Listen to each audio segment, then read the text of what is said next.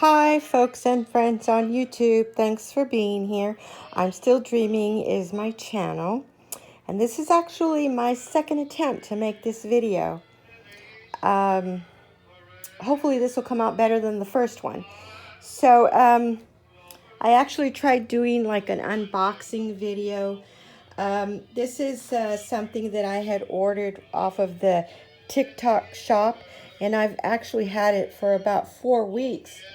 But I just now, a few minutes ago, just took it out of the packaging, and I wanted to do it together at the same time, so we could see it together for the first time.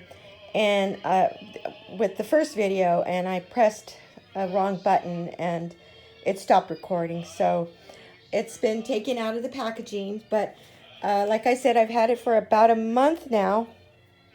And this is my first time looking at it, and I am happy with it. I do like it. I like the lavender, the faux lavender. I like the color lavender.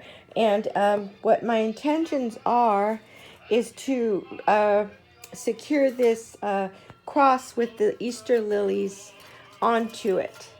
And I need to make some adjustments to fluff it out so it's fuller.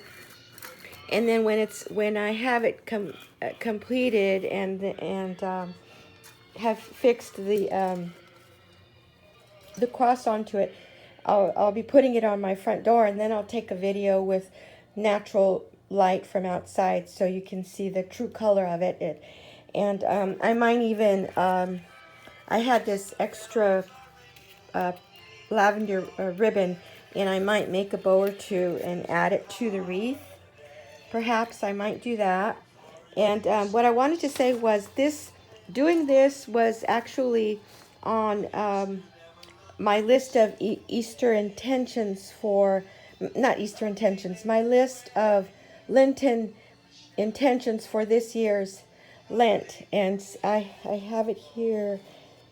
You see here I have make a faith-based Easter wreath for my front door.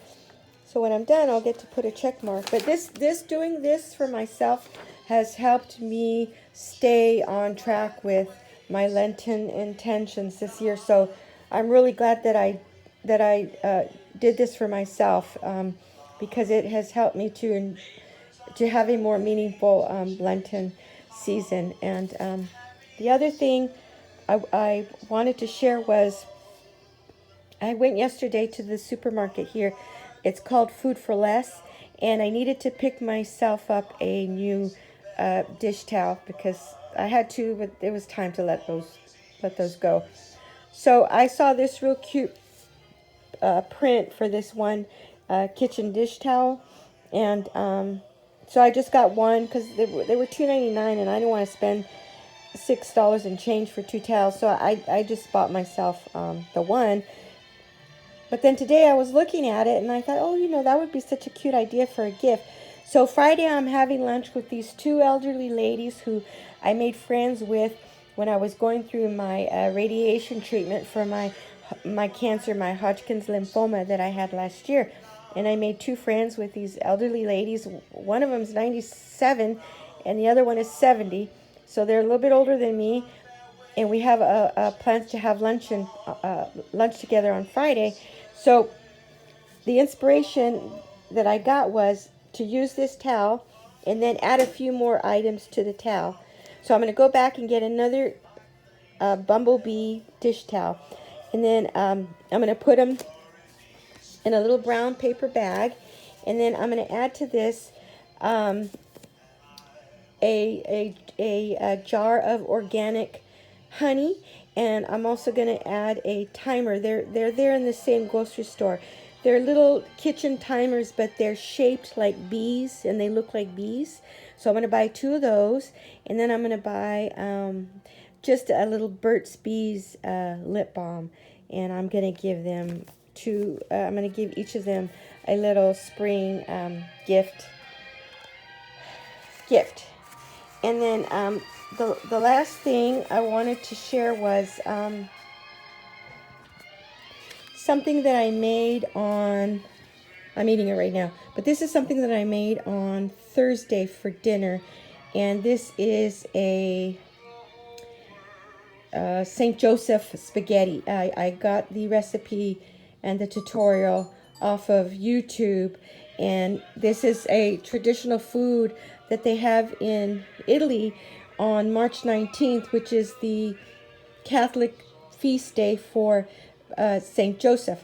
But over there in Italy, the feast day for St. Joseph coincides with their Father's Day celebration. Over here, ours is in June. Over there, it's March 19th, the same day of the feast day of St. Joseph. And St. Joseph was the stepfather to our Lord Jesus, is who he was. And so it's a really good pasta.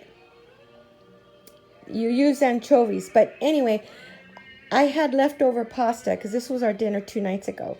And so I did have a half a pot of leftover pasta. So I made a different kind of sauce, and I added that sauce to the pasta that we had left over. But what I wanted to share was that for the St. Joseph spaghetti, you brown breadcrumbs. So I got a thing of panko breadcrumbs, and then you brown the breadcrumbs in a little bit of olive oil in a pan, and you get them to be a brown, light brown, and it's so cute because the breadcrumbs look just like sawdust, and the reason is because the sawdust is supposed to represent or replicate well, the sawdust, the breadcrumbs are supposed to look like sawdust, and the connection between the sawdust and St. Joseph was that St. Joseph was a carpenter by trade, you know. That's how he earned his living. He was a carpenter.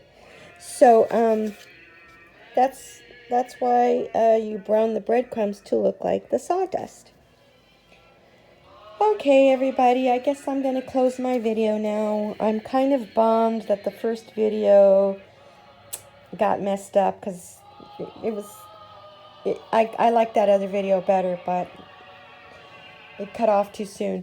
Okay, so, well, we'll see you in the next video. Thanks for hanging out. Bye now.